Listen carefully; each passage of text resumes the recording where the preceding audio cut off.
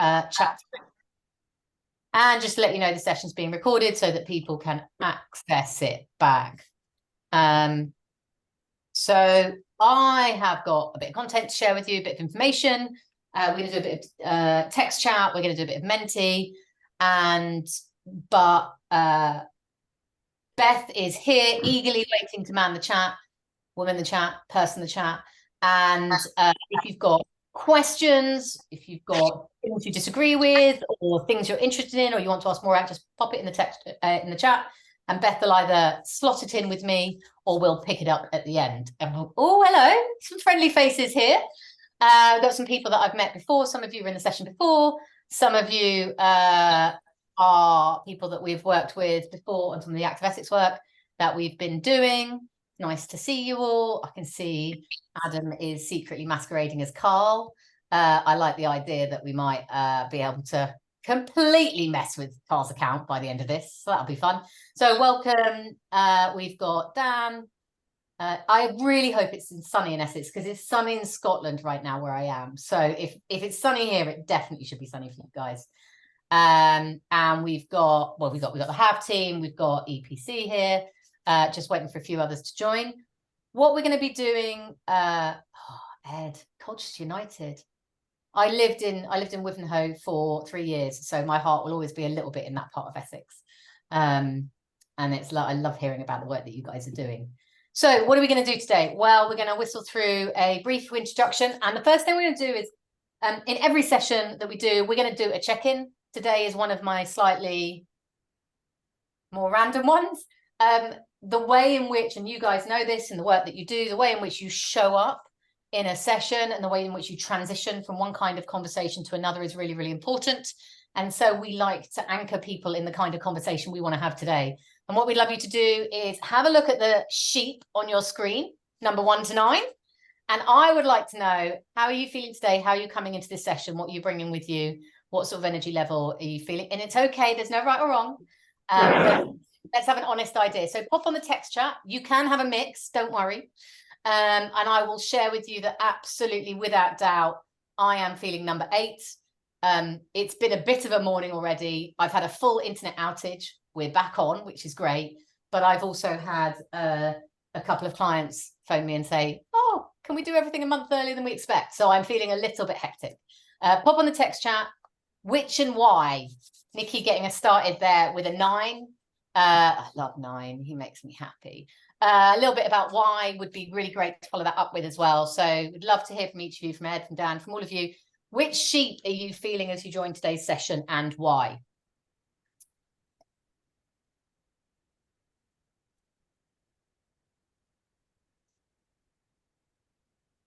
And Beth, I'm fully expecting one from you too. Beth has a new puppy in the house, which means she's either feeling like I think she might be feeling like number 4. Oh, Holly. So we've got, I'm guessing, Nikki, from that, you probably take loads of energy from meetings and stuff like that then, if you're now jumping for joy. We've got, number 4 is so my favourite. We've got lots of different moods that you're coming into session.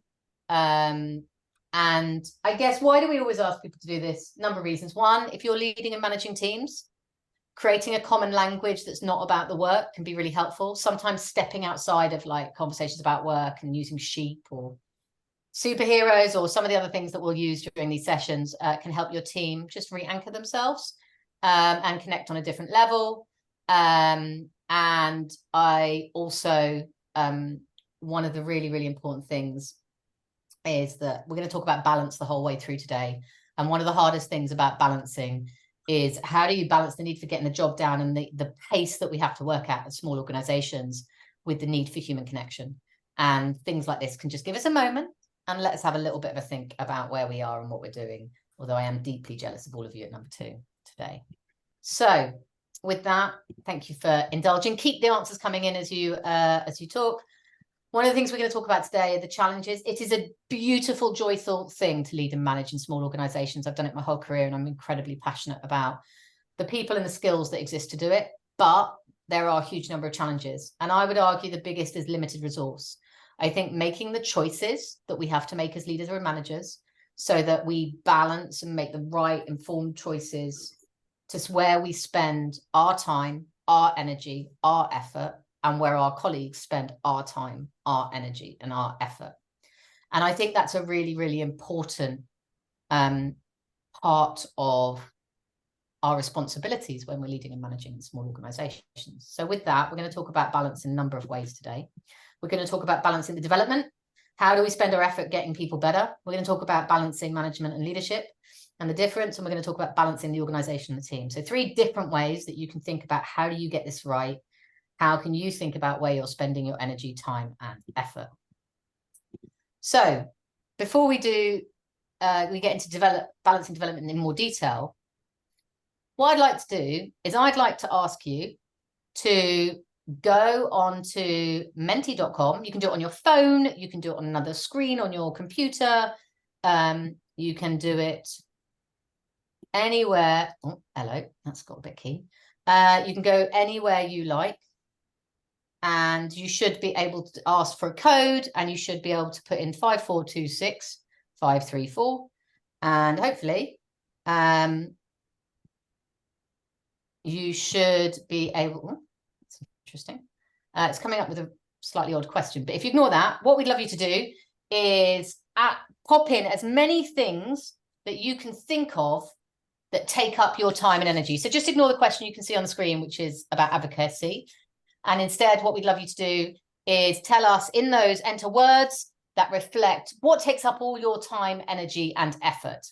So what takes up your time, energy, and effort at work? And just chuck in all the things that take up your time, energy, and effort.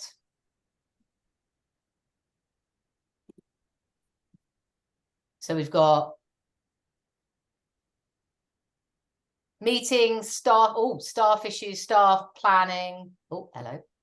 My computer's definitely determined to take me further on than I am. Planning, parents, admin, timetabling, few things coming on. So lots and lots of emails is getting bigger and bigger. By the end of it, emails will just be all the way across the screen. Planning, staff issues. Okay, a few different things coming in there. Task management, responding to emails.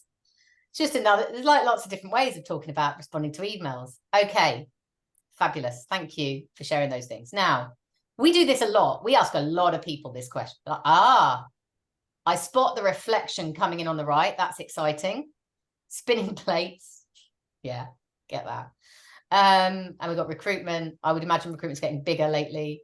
All sorts of things coming in. Chasing. Story of our lives in operations. Okay. So lots and lots of things that you guys are doing. Like to see, it's good to see the team getting bigger there as well. But we do this a lot, right? And the sorts of things we get told about is we get personal development, deadlines, PowerPoint. We get things like planning, funding applications, delivery, managing the team management, dealing with my boss. And when we try and organize all of these things, generally we do it using a model that's quite helpful to think about, which is the me, the us, and the it, which is a really simplistic model based on something called the Adair model, which thinks about how do we spend time developing and where should we best spend time developing when we're trying to lead a team and organization. And the way it says, in order for everything to move forward, we need to develop as individuals in the workplace. We need to develop our expertise, our actions, our skills, our behaviors, and how we show up. But we also need to develop our social connections, our group interactions, and how we work and feel together. And then we need to deliver and improve the actual work that we deliver in our organizations. So the tools we use, the tasks, the methods, all of that. And these things are all really important, not equally important and not equally amount of time, but they are all important. We do need to be working on all of them all of the time. And yet, when we talk to leaders and managers across every sector, big and small, they tell us that most of the time is spent on the it. And certainly from some of the stuff that you had coming out of the group, there was definitely a bit of us coming in, so the team and things like that. But there was also, there was one little mention of reflection, which is great. But there was also a lot of the it. And that's quite right. You know, we're small organizations and we're trying to deliver. But what we'd like you to do now is just take a couple of minutes and take a moment to think, in the last couple of weeks, how have you spent your time and energy between working and developing on the me, the us, and the it? Well, like, try and give it rough percentages for yourself. Like, how much time have you spent on you and your skills? How much time do people in your team spend on themselves and their skills and their abilities and improving their own ways of showing up? How much time have you spent on the team, developing the social network together, developing the ways of working? And how much have you spent on the actual it? And everyone's percentage will be different as a leader or manager. Everything that works for you will be different, right? Totally different. Some of you will spend so much time working on the team because that's the kind of organization you are, and lots of you co-deliver. Others, you might have quite separated individuals delivering. So you might need to spend more on the me or the individual for each of them and the it. The important thing here is about intentionality. And it's about taking, and I hate quoting a government slogan, but it's about taking control. It's about taking ownership and intentionality over how you spend your time and how your colleagues spend their time. So think about what you're doing. And I'm going to give you a minute just to think for yourself, what would you like to be different for you? So thinking about the way you've spent time over the last 2 weeks, what would you like to be different about the balance? And what would you like to be different for those in your team? And we're not going to ask you to share. We'd just love to ask you to take a couple of minutes, think about yourself, the people you work closest with, and what you would like to be different, even if it's almost impossible to actually make happen, because the intentionality will allow you to find space. Like, if you can actually figure out what it is you're trying, it's very much like goal setting. When the opportunity arises, at least you'll be ready for it. So take a moment now and just think about where you spend time and what you would like to be different for you and those around.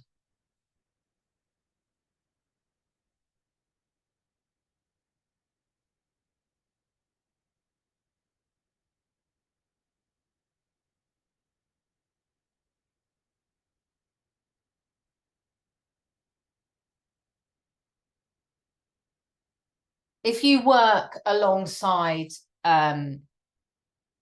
if you work closely alongside one or two other people, I would strongly encourage you to grab a screenshot and discuss that.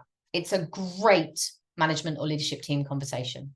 You know, like getting people's different perspectives of where they stand on that question and having a conversation about what could be different and what you might want to be different over the next coming weeks, months. And it's not about rushing into a change tomorrow.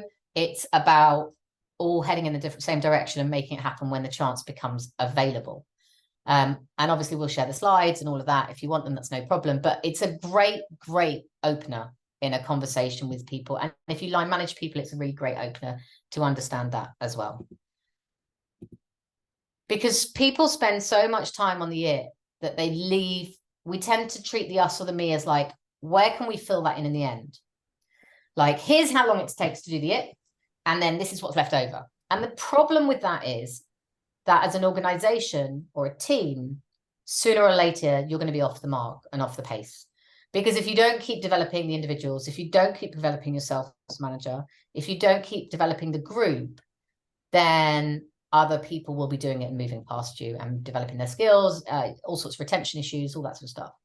But also, our individual skills, expertise, and attitude all influence how we do the it, how effectively, how quickly, how efficiently, and how others feel.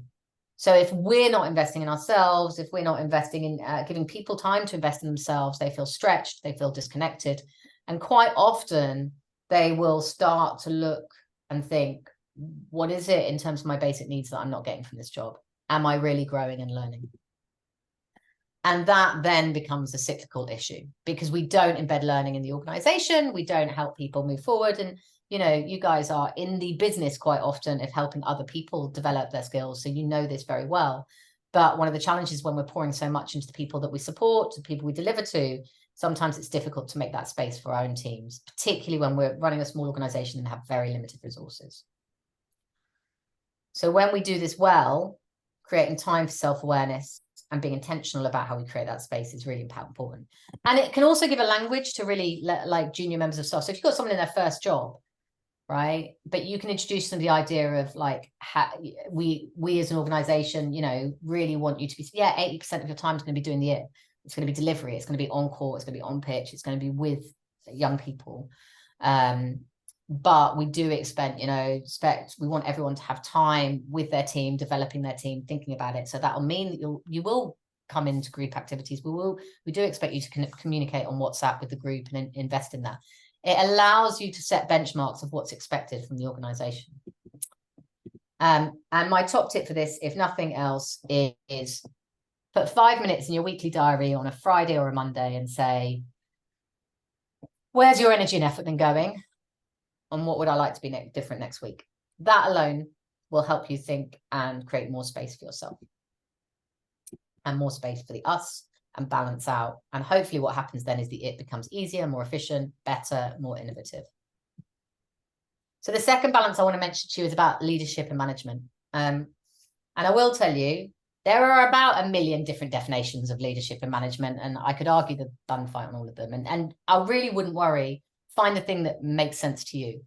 But for the moment, I'm going to talk about it in this way, which is that if leadership in small organizations is about setting direction and strategy, and ensuring the organization has the resources they need, whether that's people and skills and culture, and management is the planning, organizing, and motivating of those people, then I'd just like you to jump on the text chat and tell us which of those you feel more confident about. And if anyone's happy to come off mute and share, I'd love to hear from you guys at this stage if there's anything you want to say. So which do you feel is naturally comes easier for you or you feel more confident about? So if leadership is setting direction and strategy and making sure the organization's got what it needs in terms of resources, and management is planning and organizing and motivating those people and those teams and those places, which do you feel more confident in? Hi, Jane. It's Chris Hey, here Chris. from Yeah, lovely. Hey, how are you doing? Good. Good. Tell us all about it. I'm really glad you've defined, or you've clearly defined the difference between leadership and management, because it's something that I really do believe in. And I think it's different for everyone, right? Everyone's going to have a different role on this call, but I actually think it's really hard to do both effectively as they've been defined here. Or I've certainly found it difficult in my career to do both effectively, because you kind of need to be out of the detail in order to be able to set direction and strategy and ensuring that the organization has what it needs to be successful. If you're spending all of your time managing and kind of operationally being responsible for every tiny little bit of detail within an organization, then you're not going to be able to have that zoomed out, or it's going to be very difficult. Anyway, I've found it difficult. I can only speak for myself. But yeah, I know that's not your question, but I guess because I'm the director of my organization, I feel more responsible and therefore more comfortable in the leadership rather than the management, planning, organizing, motivating, etc. Brilliant. There's no, please don't feel bad about going off drift, because that's really central to what we're talking about. And I think I would agree with you. I think it's very hard to do both. I think people quite often have to do it as a stopgap while they're transitioning, particularly I think in growing organizations. I don't know if you've seen that, where you're in the process of trying to step up into that leadership and take a step away, but you haven't yet grown the organization largely enough to be able to put those management tools in place. And I guess I'd just be interested, if I can be cheeky enough, when you first stepped up into a director role, did you naturally feel, oh yeah, this is definitely where my skill set is anyway, or was it something that you had to learn as you transitioned? Yeah, I've kind of so I wasn't a director before, but I worked in a large organization which had, I'd say, leadership responsibilities within. And that was one of the attractions in taking on a directorship of a small company, was that I felt ready to do that. less happy in the kind of nitty gritty, I'd say, than the zoomed out stuff. Yeah. And I think it's interesting, isn't it? Because I think we see that flip side of both. One is, how do leaders stay connected enough with their managers so that they know what's going on enough to make informed decisions, and also that they upskill them with giving them a bit of that experience as they move forward, but not get so bogged down in the nitty gritty details, which I know as an ex-operations manager was really, really hard when I first stepped up, because it's very hard to, like, you realize how little you trust people, which is I think a great lesson when you listen. Yeah, it's the idea that nobody can do it as well as you, right? No. Getting away from that. And I think it's a funny thing that the bit I speak a lot to COOs, and the conversation, they're like, but nobody can do it as well as me. And I'm like, well, number one, that's probably not true. But number two, it might be true, but it's not the best spend of your time for the organization. That's the point, because the difference in your ability to do it is 1%, but your difference in spending your time and effort on strategy and motivating that, like thinking about the whole team, is so much more beneficial. And I think it's a very hard thing when people first step in to manage. Thank you for sharing that. It's incredibly helpful and really, really interesting to hear about as well. Anyone else like to come off mute and say a little bit about what you feel more confident in, or what you feel you get more time to do at the moment?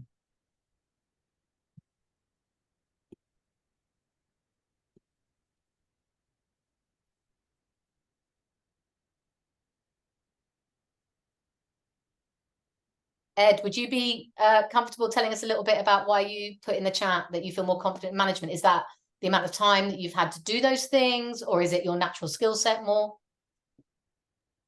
Yeah, of course. Sorry, I'm just in a school car park at the moment, so I'm. My favourite sessions is when people are calling in from school car parks. I feel like Zoe Ball. Yeah.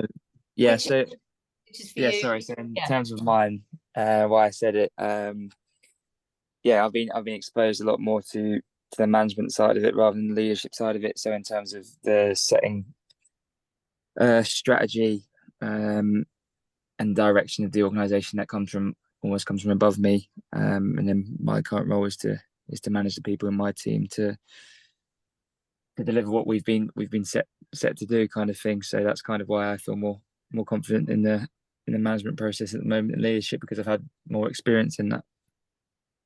And is sort of shifting. Do you feel like you're getting exposure in how that leadership purpose works in your organization enough? Like, are you beginning to see how you might go about that, or is it still quite big enough organization that you can stay firmly in the management? I guess we're kind of, in terms of, we've got quite a lot of like sessional staff and that sort of thing, but we've got quite a small team in terms of full-time employees. So you do get exposed to little bits of leadership stuff here and there, but yeah, I guess yeah, I'd say I don't have too much to do with the leadership side at the moment, but I'm sure as time goes on, I'll be exposed to a little bit more of that. And I guess the reason I asked is for everyone on the call, there's a really interesting learning there. If you are in the management role, predominantly spending your time and effort on management, thinking about how you can learn more about how the leadership of the organization in particular is approached is really powerful. So even if it's just about asking really informed questions, if you're in a charity, quite often your accounts will be on the Charity Commission. Depending on the size of your organization, your annual report would definitely be on Companies House if you're a registered limited organization, or not by profit, by guarantee, limited by guarantee. Being informed, learning about your organization, asking your boss about who gets sign off of what, how decisions are made, who is responsible for understanding what's going on in the wider sector, things like that. Asking them to share a little bit about that experience can be a really powerful way to grow your understanding of how people are operating. And similarly, those of you in leadership positions who aren't getting a lot of management time, I'm a big proponent for spending time on what would traditionally be called spending time on the shop floor, talking to both your managers, but also the people who are your sessional staff and your participants, to understand from their perspective. One of the things we know as organizations grow is the layer of management in the middle don't mean to, but quite often they become a blocker for the perspective of leadership. So they tend to, leadership tends to see the organization in management terms rather than everybody's terms. And sometimes that misses things. And I'm not saying every day or anything like that, but there's definitely a value to spending that time. But also, most importantly, there is such value in taking leadership discussions to that management layer. If people aren't spending or they're new to management, not because they're necessarily going to have the most informed view, but when it's not like we're KPMG. We don't have 5,000 managers to choose from to promote to leadership. Generally, in small organizations, we need to start developing people's skills so that when they do take the step, they feel like they understand the purpose and the knowledge. So we would strongly stress that. And one of the things we'd love to do now is just ask you to take a moment and think about, in your organizations, as much as you're comfortable, we'd love you to share on the text chat, what are the biggest challenges you are facing in leadership and management or management at the moment in your organizations? And we're asking you to do this for two reasons. One is we're going to, for the rest of the sessions, we're going to try and make sure we can help you think about those challenges and reflect. So it's really helpful. But also, we'd love you just to take a moment and think about what the big meaty challenges in leadership and management are for you at the moment, so that you can see what other people are doing. So again, pop it on the text chat so that we can have a record of it. But also, we would love you to come off mute if you would be happy and tell us a little bit about your challenges. Obviously, whatever you're comfortable sharing with the group, there's no pressure. But we'd love to hear a little bit about what your big challenges are in leadership and management. Just let us know.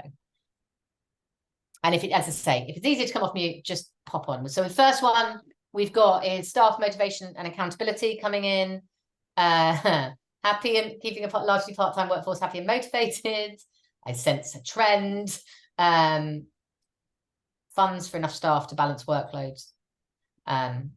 Yeah, and there is a huge issue way beyond sport, of organizations that are funded not commercially, and how they manage expectations and such that they don't end up committed to more work than they can afford to deliver, because funders are always pushing for that. And it is such a challenge. And it's one of the things we do quite a lot of work with leadership teams about, because it's so hard. If you'd asked 2 weeks ago, it would have been staff recruitment. Yeah, so staff recruitment has been an ongoing problem in the last 6 to 12 months, not only in our sector, but our sector has been particularly badly hit by it. And so what we're finding is we're actually, just speaking to Chris's point about leadership and management, and I was talking to someone this morning, one of the big challenges we're seeing, if you're in the leadership responsibility area, because of COVID, a lot of the leaders were dragged into management space for 2 or 3 years, and hugely thinking about how to manage the organization effectively in times of really complex sort of risk management, funding, etc. And some of them have really struggled to shift back up out of the business, or spend most of their time on leadership. So that's been really, really interesting. And spending, like, as Carl says, that it's Adam, I think, isn't it? So spending more time on management. Would you mind saying a little bit more about that accountability outside of the senior management team?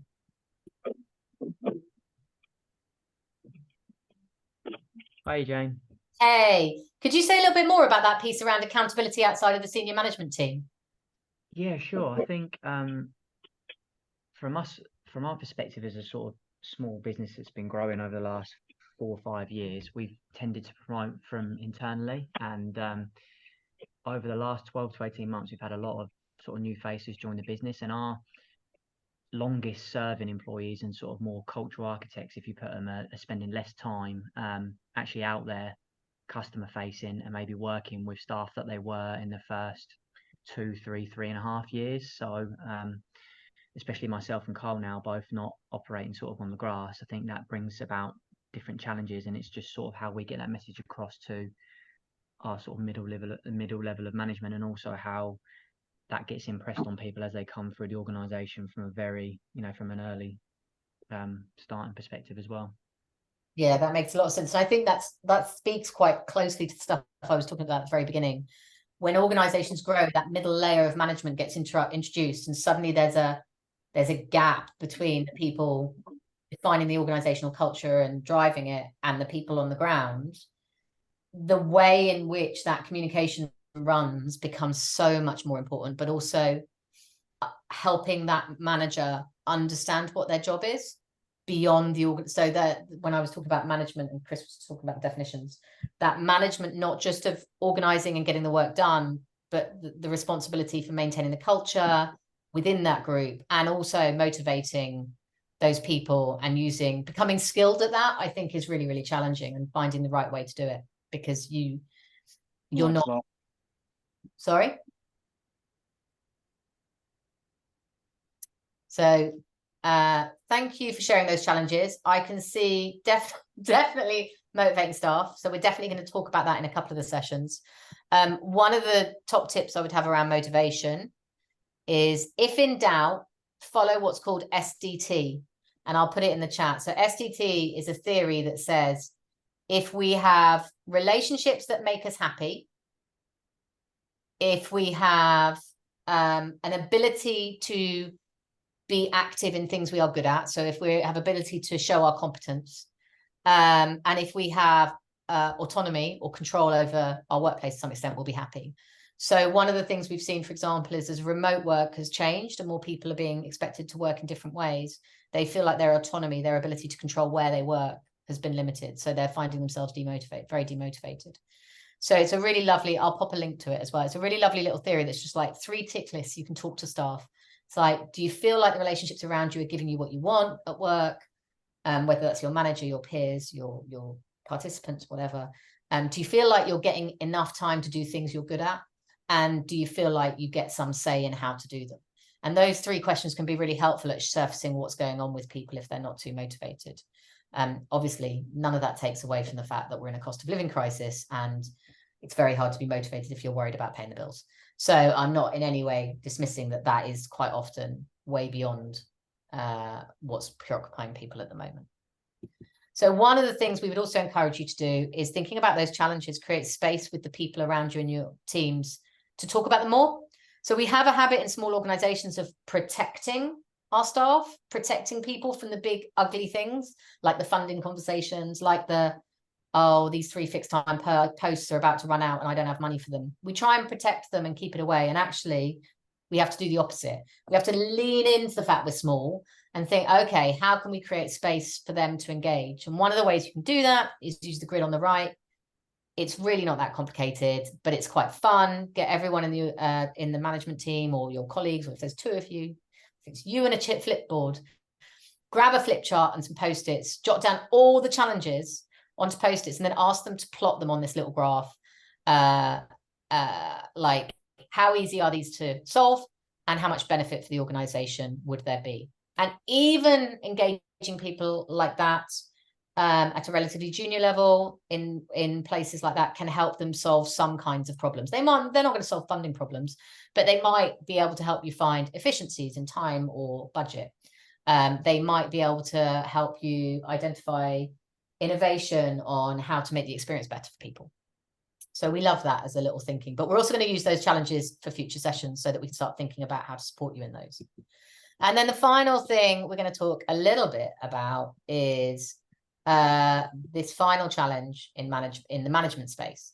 And this challenge is the balancing between the needs of the organization and the needs of the team. Now, when you're in the leadership space, this is easier because you spend less time with the team. It's not like infinitely easy, but it's definitely easier. When you're a manager and you have the welfare and the satisfaction and the motivation and the engagement of your team directly as your responsibility, it can be really, really hard to balance. And we will also be naturally better at some than others. So we talk about this as managers and intermediaries and the intermediary challenge. And the idea is that as a manager, you've got these 2 hats all the time. On the one hand, you've got to understand the strategy goals. You might not have been involved in delivering and designing them, but you definitely have to understand them, because you need to be able to advocate for them with the team. You need the team to understand why the organization is doing what they're doing. But you also need to understand your team, their thoughts, their feelings. You need to connect with them, advocate for them, and help them perform well.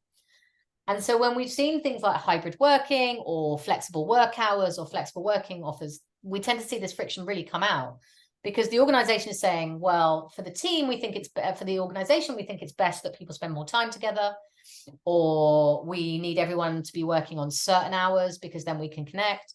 And the team are like, no, I do my best work in this way at this time in this place. And when we're as a group, we all agree on that. So we don't think that's a good idea. And we've seen really examples of this being quite frictional. We see it out in venues as well. I had a conversation with someone yesterday about the organization was really prioritizing working with a particular school, but that school had policies and wanted to do such things in a way that were not conducive with that organization's, I guess, principles. And it was a really interesting conversation. It was like, how do we balance, how does someone's manager, how do I get the team to do it, even though, because the organization thinks long term it's better, even though it goes against the team's principles of delivering in that way, and where do I sit on that? And that can take up huge time, energy, effort, and we can feel quite literally ripped in the middle. So if we're not in the leadership team, but the leadership team are asking us to do something, maybe it's changing, I don't know, the risk approach, and the team are concerned that it's not going to improve things, it's actually going to make things worse. How do we navigate that, and how do we think about who we're going to advocate for? So when we do that, what we want you to do is take a moment and just think, and I'm going to try it once more because there's a second Menti, and we'll see what happens. When you think about you as a manager, for those of you managing, or if you're no longer managing when you were, the two statements are, I focus my energy on and emotionally connect with advocating for the organization and purpose. And I focus my energy on and emotionally connect with advocating for the team. So we're going to try it on a Menti and see what happens. Why hasn't that worked? Let's have a look. Oh, hello. We'll do it on a text chat instead. For some reason, Menti hasn't cleared down. So do you find it easier? Do you focus your energy and emotionally connect with advocating for the organization or for the team? Pop on the text chat and just say organization or team and why. And we'd just love to hear a little bit about which you find easier, because this is totally going to inform some of the future sessions, but also we've got a couple of top tips for you before we finish up. So pop in the text chat. Do you find it easier to focus your energy and emotionally connect with advocating for the organization or for the team, and why? And if you want to come off text or come off mute and tell us, that would be great. We'd love to hear from you.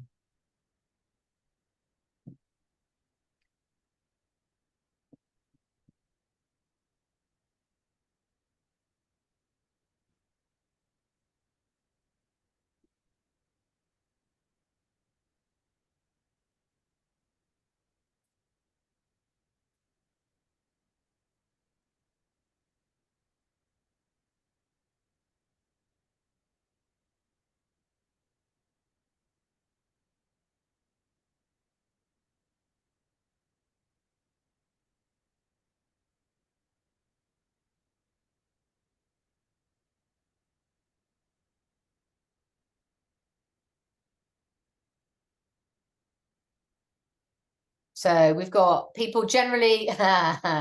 So I will tell you that there is definitely when we run these sessions across various different sectors, generally we see an organization bias, because the people who want to spend time and energy coming to things like this quite often are more interested in the organization. When we do our management training programs, they almost all feel easier, well, not all, but majority feel easier for the team. And that tends to be a really point of friction between leaders and managers that we see show up a lot. So we'll talk a little bit later in the program about how you balance those two things. We've just got a couple of minutes left, so I am just going to roll up before I let any questions, with a reminder that what we've talked about is we've talked about the me, us, it, and the idea of balancing that time. My computer is determined to move me on today. We've talked about that challenge in leaders in smaller organizations, so that responsibility of leading and managing. And we've also talked about some of the, there's a quirk on my screen.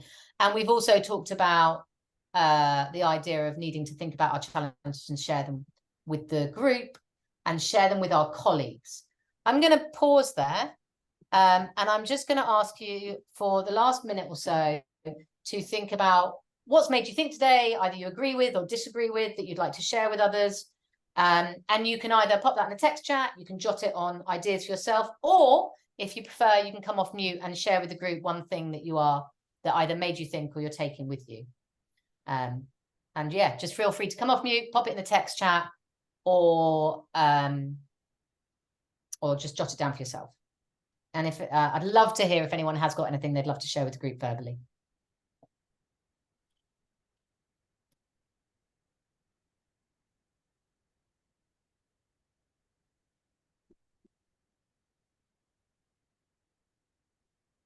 Oh, you're very quiet.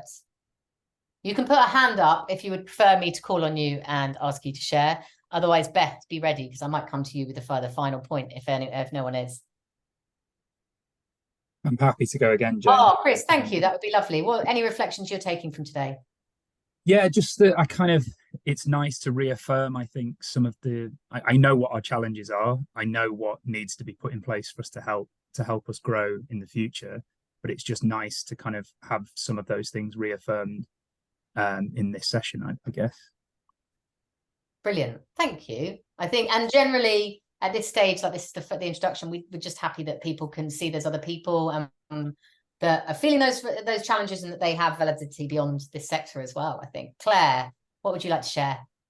Yeah, hi. I think it's really nice that we're all in the same position, that we're all struggling just to continue to do our best by our businesses and just to keep going. And it's little things like this little meeting today, 45 minutes, which has been a real brilliant little boost for me. So thank you very much.